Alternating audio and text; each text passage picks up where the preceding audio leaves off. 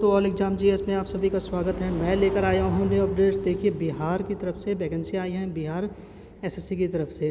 तो इसमें किस पोस्ट की वैकेंसी है? देखिए, रेंज ऑफिसर ऑफ फॉरेस्ट की पोस्ट है और वैकेंसियाँ काफ़ी हैं और इसके बारे में जानकारी देख लेते हैं क्या क्या दे रखी है। क्वालिफ़िकेशन और फिजिकल स्टैंडर्ड सिलेबस वगैरह सब जानकारी देख लेते हैं। देखिए, बिहार सरकार पर्यावरण, वन एवं जलवायु परिवर्तन विभाग के अंतर्गत वर्ष 2020 में वनों के क्षेत्र पदाधिकारी के रिक्त पदों पर नियुक्ति हेतु सूचना। देखिए, ऑनलाइन जो भरने की तिथि है आपकी 13/8/2020 से स्टार्ट है और अंतिम आपकी डेट है 16/9/2020। अब इसमें देख लेते हैं पोस्ट क्या है आपकी। रेंज ऑफिसर ऑफ फॉरेस्ट की पोस्ट है और वेतन आपका होगा लेवल 6 की 35,400 से स्टार्टिंग आपकी सैलरी रहेगी और क्या 1,12,400 तक आपकी सैलरी रह सकती है और पदों की रिक्त संख्या 43 है। इसमें देख लेते हैं आगे क्या क्या दे रखा है। और ये जो भी आपके फॉर्म है वो सारे ऑनलाइन भरे जाएंगे। देखिए, आपका जो चयन होगा वो लिखित परीक्षा होगा, साक्षात्कार होगा और शारीरिक परीक्षण भी होगा आपका। लिखित परीक्षा में देखिए आपको क्या होगा, आयोग द्वारा सभी अभ्यर्थियों के लिए लिखित प्रतियोगिता परीक्षा आयोग की जाएगी जिसमें 2 पत्र होंगे। लिखित परीक्षा के सभी पत्र बहुविकल्पीय प्रश्नों पर आधारित होंगे। जो पहला प्रश्न पत्र होगा वो आपका 100 अंकों का होगा, सामान्य हिंदी का 1 घंटे का, जिसमें 50 प्रश्न होंगे एवं न्यूनतम अर्हतांक 30% अंक प्राप्त करना अनिवार्य होगा, अन्यथा उन्हें अयोग्य घोषित कर दिया जाएगा। प्रत्येक प्रश्न का आपका देखिए 0.2 अंक काटा जाएगा। सामान्य हिंदी पत्र का प्राप्तांक मेधा निर्धारण में नहीं जोड़ा जाएगा। जो द्वितीय प्रश्न पत्र होगा आपका सामान्य अध्ययन का होगा, जिसमें सामान्य ज्ञान, समसामयिक मुद्दों, सामान्य विज्ञान, नागरिक शास्त्र, भारतीय इतिहास, भारतीय भूगोल, गणित एवं मानसिक योग्यता जांच से संबंधित होगा। द्वितीय पत्र का पूर्णांक 300 होगा, जिसमें प्रश्नों की संख्या 100 होगी एवं परीक्षा की अवधि 2 घंटे की होगी। प्रत्येक गलत प्रश्न पर आपका 0.3 अंक काटा जाएगा। और आगे देख लेते हैं। देखिए, साक्षात्कार में क्या होगा, लिखित परीक्षा के आधार पर रिक्त के 6 गुना अभ्यर्थियों का चयन कोटिवार मेधानुसार किया जाएगा। देखिए, 6 गुना अभ्यर्थियों को बुलाया जाएगा आपके साक्षात्कार के लिए। अब उसके बाद देख लेते हैं। देखिए, साक्षात्कार का कुल अंक आपका 50 का होगा। साक्षात्कार में प्राप्त अंकों को लिखित परीक्षा के प्राप्तांक में जोड़ा जाएगा और दोनों के योग के आधार पर अंतिम मेधा सूची तैयार की जाएगी। और जो शारीरिक मापदंड है आपका, देखिए, साक्षात्कार के लिए आमंत्रित अभ्यर्थियों के लिए शारीरिक समर्थता परीक्षण आयोग द्वारा आयोजित किया जाएगा। अभ्यर्थी का शारीरिक समर्थता परीक्षण में सफल होना अनिवार्य है।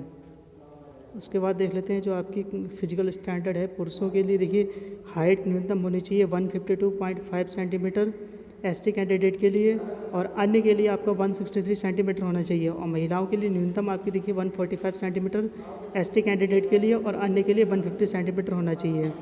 वहीं सीना सिर्फ पुरुष के लिए बिना फुलाए 79 सेंटीमीटर होना चाहिए न्यूनतम, और फुलाकर 84 सेंटीमीटर होना चाहिए। 5 सेंटीमीटर फूलने के बाद होना चाहिए, मतलब 5 सेंटीमीटर फूलना चाहिए। और शारीरिक परीक्षण देखिए, पुरुषों के लिए 4 घंटे में 25 किलोमीटर पैदल चलना है, महिलाओं के लिए 4 घंटे में 14 किलोमीटर पैदल चलना है। और आपका जो मेडिकल है, मेडिकल भी होगा। और इसमें देखिए आगे देख लेते हैं, मेधा सूची में टाई होने पर दिशा निर्देश। मेधा सूची में 2 या अधिक अभ्यर्थियों के समान अंक प्राप्त होने की दशा में मेधा सूची में उनके स्थान पर निर्धारण उनकी जन्म तिथि के आधार पर होगा। देखिए, अगर कोई सेम मार्क्स लेके आता है तो उनके जो वरीयता दी जाएगी वो आपकी ज्येष्ठ अभ्यर्थी को ज़्यादा वरीयता दी जाएगी जो उम्र में बड़ा होगा, या फिर आपकी 10वीं प्रमाण पत्र बोर्ड के आधार पर देखा जाएगा। और आगे देख लेते हैं। देखिए, शैक्षिक योग्यता आपकी क्या होगी। अभ्यर्थी की न्यूनतम शैक्षिक योग्यता पशुपालन एवं पशु रोग विज्ञान, वनस्पति विज्ञान, रसायन विज्ञान, भूगर्भ विज्ञान, गणित, भौतिक शास्त्र, सांख्यिकी एवं जंतु विज्ञान विषयों में कम से कम एक विषय के साथ स्नातक की डिग्री होगी, अथवा कृषि स्नातक, वानिकी स्नातक, अथवा किसी भी ट्रेड में अभियंत्रण या bachelor of computer application BCA में किसी मान्यता प्राप्त विश्वविद्यालय या समकक्ष से स्नातक का डिग्री धारक होना चाहिए। शैक्षिक योग्यता की कट ऑफ डेट दिनांक 1/8/2020 निर्धारित की जाती है। और भूतपूर्व सैनिकों के लिए देखिए क्या है, शैक्षिक योग्यता वही होगी जो सामान्य अभ्यर्थियों के लिए निर्धारित है, पूर्व में वर्णित है। शैक्षिक योग्यता की कट ऑफ डेट दिनांक 1/8/2020 निर्धारित की जाएगी। डिफेंस अथॉरिटी सैन्य प्राधिकार द्वारा प्रदत्त शैक्षिक योग्यता प्रमाण पत्र मान्य नहीं होगा।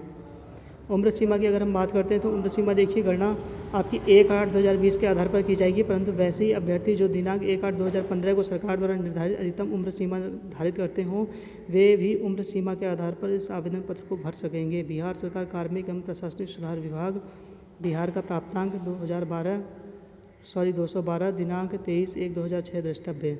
अभ्यर्थियों की उम्र देखिए 1 अगस्त 2020 को अनारक्षित सामान्य कोटि एवं आर्थिक रूप से कमजोर वर्ग के पुरुषों के लिए न्यूनतम 21 वर्ष होनी चाहिए और मैक्सिमम 42 होनी चाहिए। पिछड़ा वर्ग एवं अत्यंत पिछड़ा वर्ग पुरुषों के लिए न्यूनतम 21 वर्ष और अधिकतम 45 होनी चाहिए। आरक्षित सामान्य कोटि एवं आर्थिक रूप से कमजोर वर्ग, पिछड़ा वर्ग एवं अत्यंत पिछड़ा वर्ग की महिलाओं के लिए न्यूनतम 21 वर्ष और अधिकतम 45 वर्ष होनी चाहिए। SC/ST के पुरुषों महिलाओं के लिए न्यूनतम 21 और मैक्सिमम 47 होनी चाहिए। बिहार पदों एवं सेवाओं की रिक्तियों में आरक्षण अनुसूचित जाति एवं जनजाति एवं अन्य पिछड़े वर्गों के लिए अधिनियम 1991 बिहार अधिनियम 3 1992 समय समय पर यथा संशोधित के अनुसार आरक्षण के प्रावधान लागू होंगे। आगे देख लेते हैं क्या कहते रखा है। देखिए वनों के क्षेत्र पदाधिकारी के पद पर रिक्तियाँ देखिए अनुसूचित जाति की 1 दे रखी है, जनजाति की भी 1 है, अत्यंत पिछड़ा वर्ग 9 है, पिछड़ा वर्ग 1 और आर्थिक रूप से कमजोर वर्ग 4 है, पिछले वर्गों की महिलाओं में 2 है और अनारक्षित सामान्य 25 है। टोटल आपकी 43 होती हैं।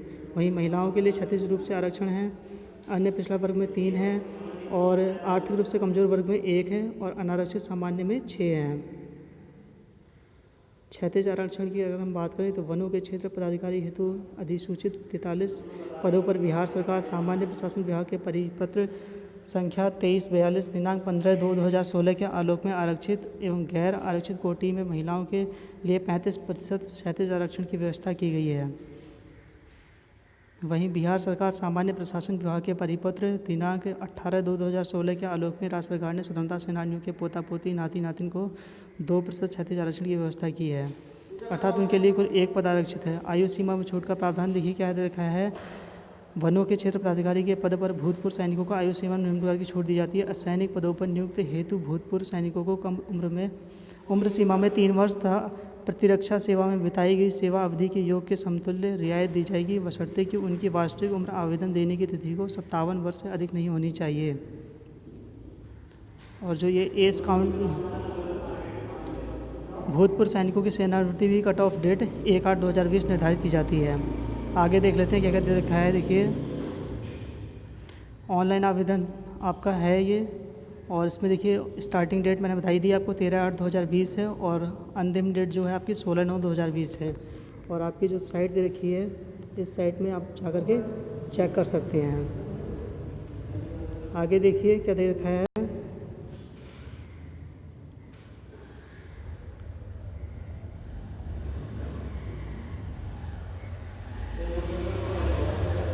देखिए आवेदक की आयु 1 अगस्त 2020 को निम्न तालिका के अनुसार होनी चाहिए। देखिए सामान्य की न्यूनतम 21 होनी चाहिए, अधिकतम 42 और महिलाओं के लिए न्यूनतम 21 और अधिकतम 45 होनी चाहिए। EWS के लिए न्यूनतम 21 और अधिकतम 42 और महिलाओं के लिए 21-45 और BC EBC के लिए न्यूनतम 21 और अधिकतम 45 होनी चाहिए और महिला के लिए 21 न्यूनतम और अधिकतम 45। SC/ST के लिए न्यूनतम 21 और अधिकतम 47 और महिलाओं के लिए 21 अधिकतम 47।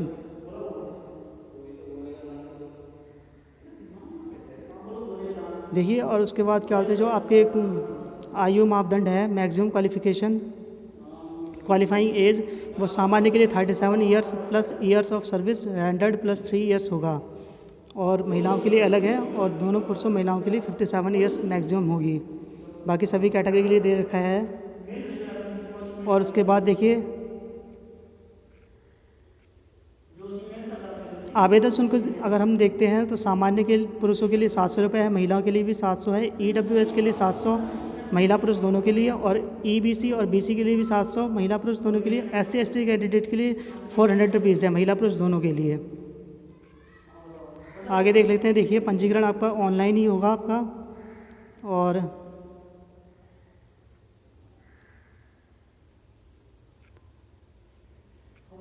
आगे देख लेते हैं क्या कहते रखा है।